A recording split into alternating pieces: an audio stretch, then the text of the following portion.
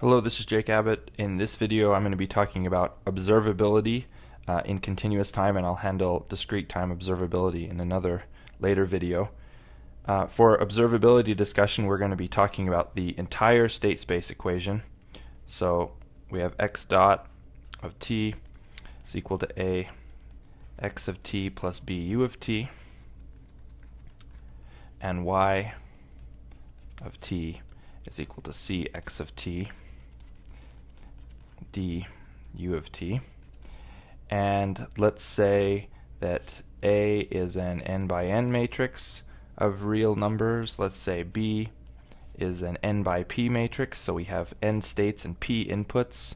Let's say C is a q by n, so we have q outputs, and then D would have to be q by p to make all the dimensions work out. So in systems that look like this, the systems we've been talking about, what we know at this point is that the states, these variables that are evolving in X here, are the variables that fully describe our system's response and history over time. And we know those are the important variables that we need to have to be able to estimate and to be able to analyze to understand how our system is behaving overall. And ideally, we would have a sensor that measures every single state so that we could, in any real physical system, so that we always can ping those sensors and see where those states are at that instant in time. But that might not be practical in a lot of real systems. So what often happens is your outputs y, those are the variables that we actually have sensors on, and they're the variables that we are interested in controlling. So we know that it's important to know all of the states to understand how our system's behaving, but we might not actually care about the value of a certain state. We might only realize we need to understand how it's moving. But really, y is this subset of states or combination of states that we care about and that we can measure. And so in the problem of controllability, we kind of asked this interesting question, which was, if I have a certain set of states that I want to control to some position, or to some value, I should say, and I have a set of inputs u that are less than the number of states. So maybe I have 4 states, but I only have 2 inputs. We asked this question: is it possible to control all 4 states with only 2 inputs? And we found if our system was controllable, it was possible. Observability is a very similar question. In this case, let's say we have 2 outputs, so we have 4 states and 2 outputs. The observability question is it possible, with only having 2 outputs, essentially 2 sensors, is it possible for me to completely reconstruct my entire state so I could estimate all 4 states from only 2 sensor outputs? And if your system is observable, then we find that is the case. So that's the problem of observability. So let's sort of define it a little more formally here, and I won't write out the whole definition because it's in the textbook, but I'll get the essence of it here, which is, if a system is observable,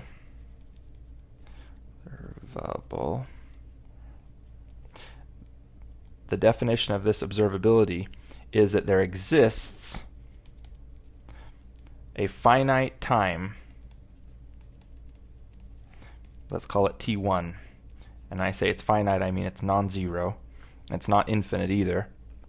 So there exists a finite time such that, I'll just say such that, if I know u of t, which is my input vector that I'm controlling, and I know y of t, which are the outputs that I'm sensing, for all time, everything between 0 and t1.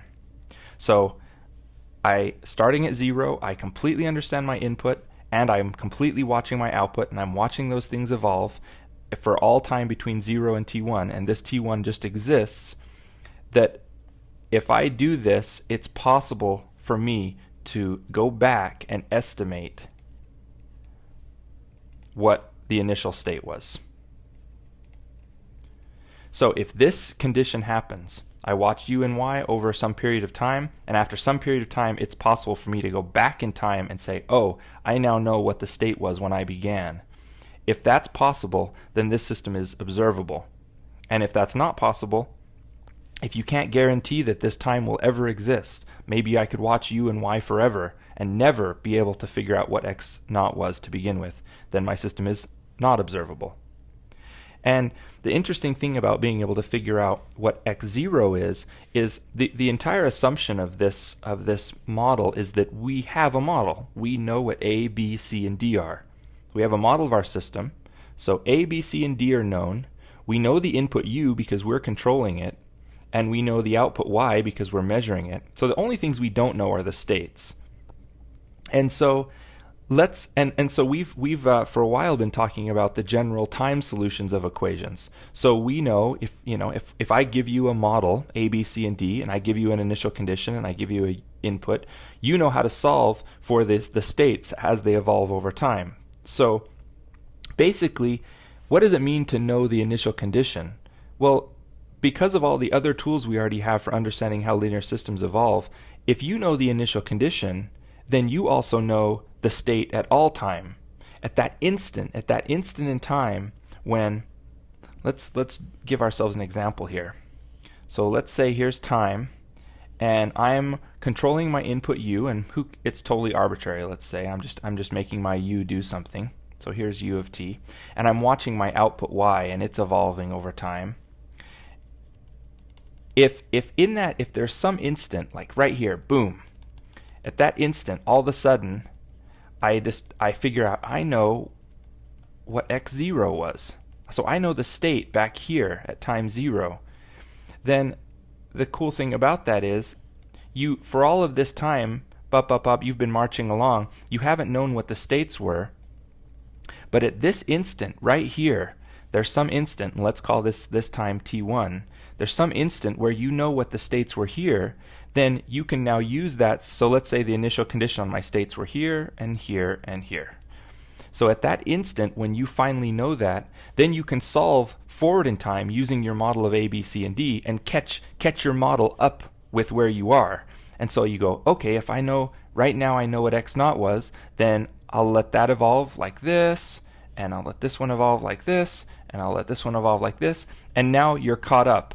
And now at that moment, starting at t1 on, not only do you know U and Y for all the rest of time, because you're inputting them and you're measuring them, but you also have a perfect estimate, an initial estimate of your state vector. So now you're going to know what your state vector is for all the rest of time. So just that ability to go backwards in time and figure out what x naught is very powerful. So now you essentially, for all time forward, are going to have a perfect estimate of your state evolving in time, even though you only have a smaller set of output vectors. So this is this problem of observability. And so that's just a definition of what it would mean to be observable. And so now we have to start quantifying how we can tell if a system is observable or not. So let's look at the general equation for our system output. And we've seen this before. So it looks like C e to the at times x naught. And then that's going to be the natural response. Then there's going to be a forced response that looks like C times the integral from 0 to t of e to the a t minus tau times b times u tau d tau. And this is going to be sort of the convolution of our input as it goes through the matrix B, and then it decays over time through the matrix A. And then because it's a state, I have to multiply it by C to become Y, and then I'm going to have this term that's just the input U passing directly through to the outputs. So we know A, B, C, and D, and we know U. So that means this thing is completely known to us. We know everything about this. We also know Y, because we're measuring it. So this thing is known to us. So this thing is the only thing that's unknown to us at the beginning of the problem. And really, we know A and we know C. So really, when it comes down to it, this thing is the only unknown thing to us. So when we look at this general time solution, we realize that x naught is the only thing that we don't fully understand from our model and from our sensors. So it goes back to reinforce this problem of why do we want to estimate x0? And like we explained before, we see that's going to give us the power to fully understand our signal for all time. But it's more than just our output signal. It's actually our full state vector.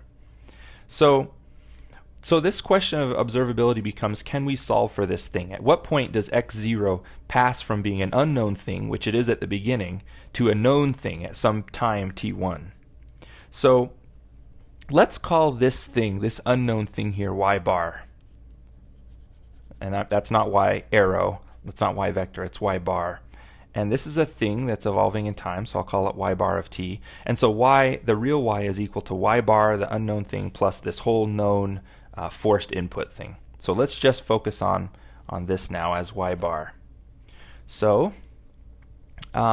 let's say that ce to the at was invertible. If that were the case, then we could just exactly solve for x naught like this. We could just say it equals ce to the at inverse times y. And, or I should say y bar, sorry. So if this were an invertible matrix, we could just solve for x0 right at any time we wanted. There'd be no time that had to pass. We could just do this matrix inversion.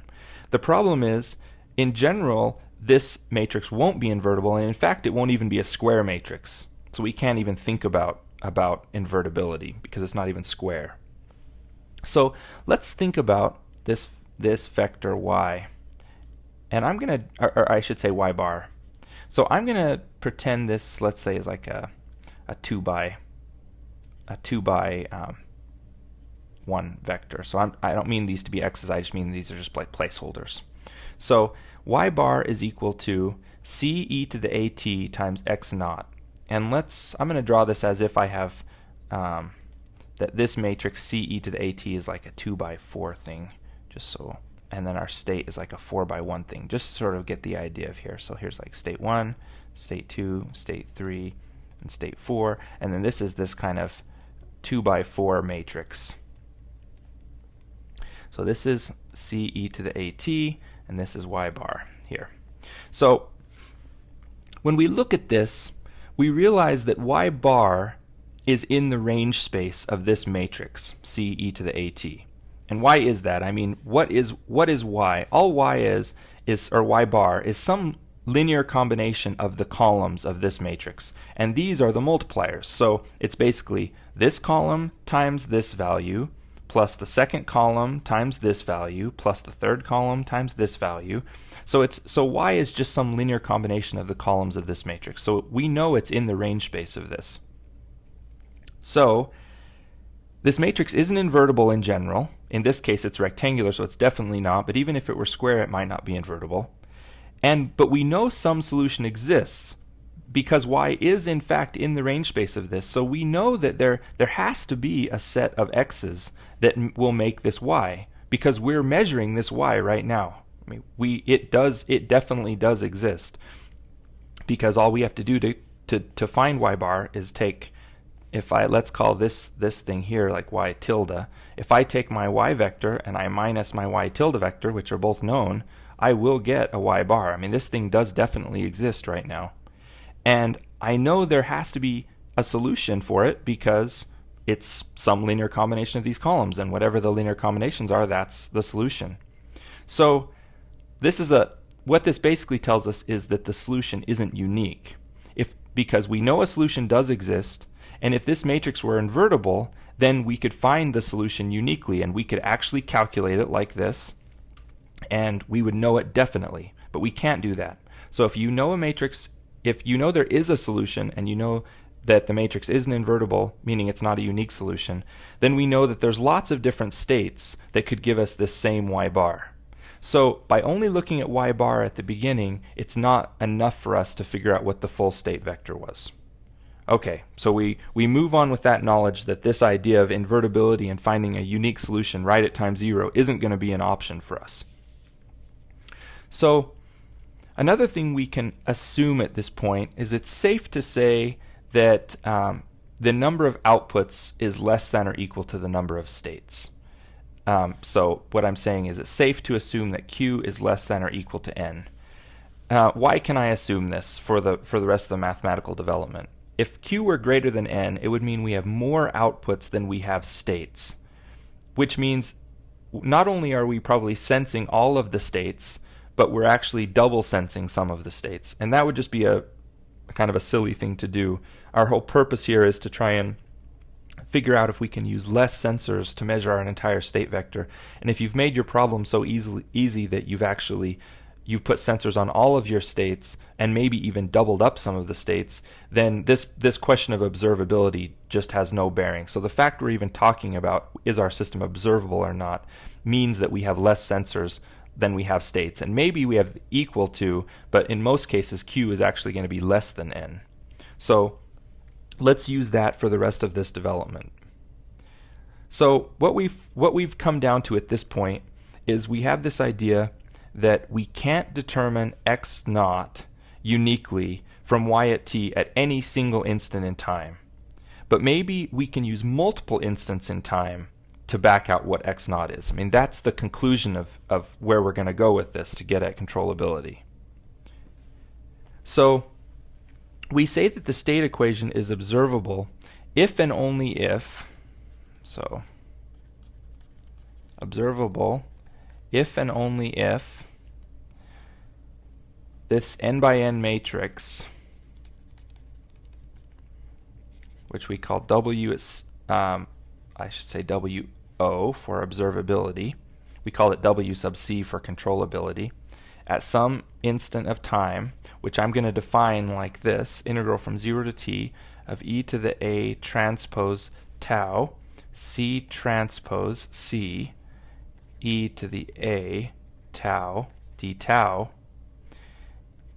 is non-singular for some instant of time t. So this is a big n by n matrix, and if there exists some t at which this matrix, I can invert it, then we say our matrix is observable. And this looks extremely familiar to the same development in the controllability section, and the proofs are similar to the proofs for controllability, and it's ultimately because the problems are what you call duals of each other, which means that they're fundamentally the same problem mathematically if we just simply consider a different set of variables.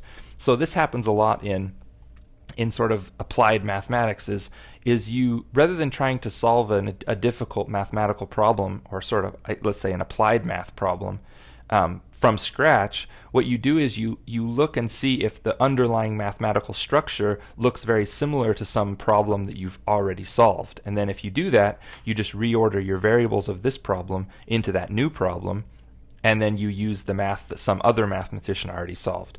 And I mean, you see lots of examples of this kind of thing. I mean, the whole reason why we can study differential equations is because other people have explored the problem of a second order linear differential equation so many times, and they understand the solution of that so well that if you come along with a new problem and figure out that you can write it as a second order linear differential equation, then all of the math is done for you. It's a very similar thing to that. And so if you compare this n by n matrix to the similar matrix with controllability, you find that there's a duality, and it looks something like this. The pair AB, so these are two matrices, A and B. That looks like pain. The pair AB is controllable if and only if the pair A transpose B transpose is observable. So what this isn't saying is that the system is controllable if and only if it's observable. That's not what this is trying to say. What it's saying is that if we want to find out if our pair AC is observable, so can I, and again, this is the case where I'm not really looking at the B or the D matrix here, because I'm really saying from my outputs, can I back out my initial states? Because we're ultimately looking at this problem here of y bar equals c e to the at x naught. So this is sort of the smaller problem that we're solving at this point for observability. So we're saying if I want to find out if this pair, AC, is observable, then I can use our existing mathematical tools for controllability, and I can analyze if this pair is controllable. So if I can mathematically prove that the matrix A transpose and C transpose are controllable, then that will tell me that this pair AC is observable. So that's how the rest of the developments are done. And so when you do that and look at the duality of this problem, then you find that all of the conditions for observability look very similar to the conditions for controllability, but they're just sort of transposed. So one condition for controllability, let's say condition 1, and the one that tends to be the most useful for us in practice, is we say that the n times q by n observability matrix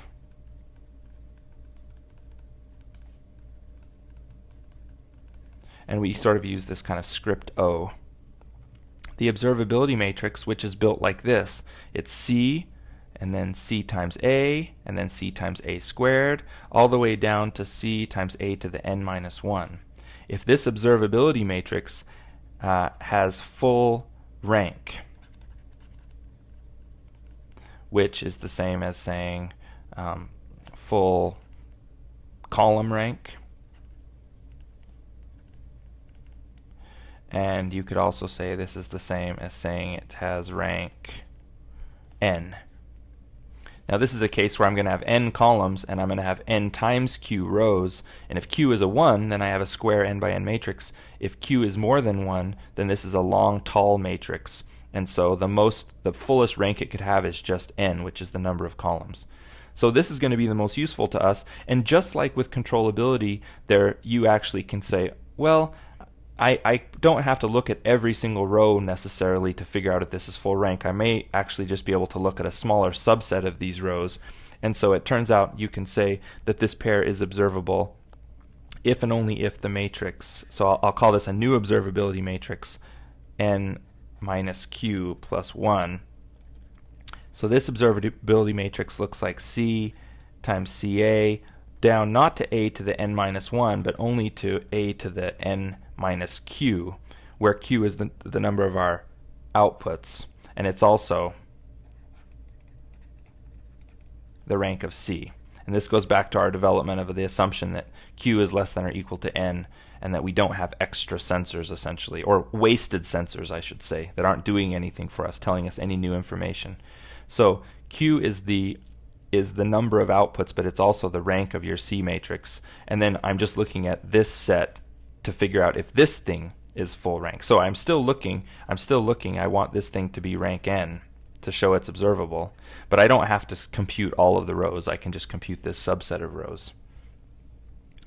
And then just like with controllability, there are other conditions on controllability that are useful to us too, mostly for mathematical proofs. So we say the n plus q by n matrix that looks like A minus lambda I times C.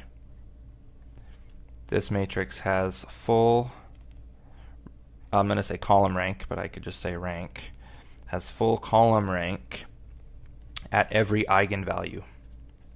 Every eigenvalue of A. If this is true, then the system is observable, and if this isn't true for every single eigenvalue, then it's not observable.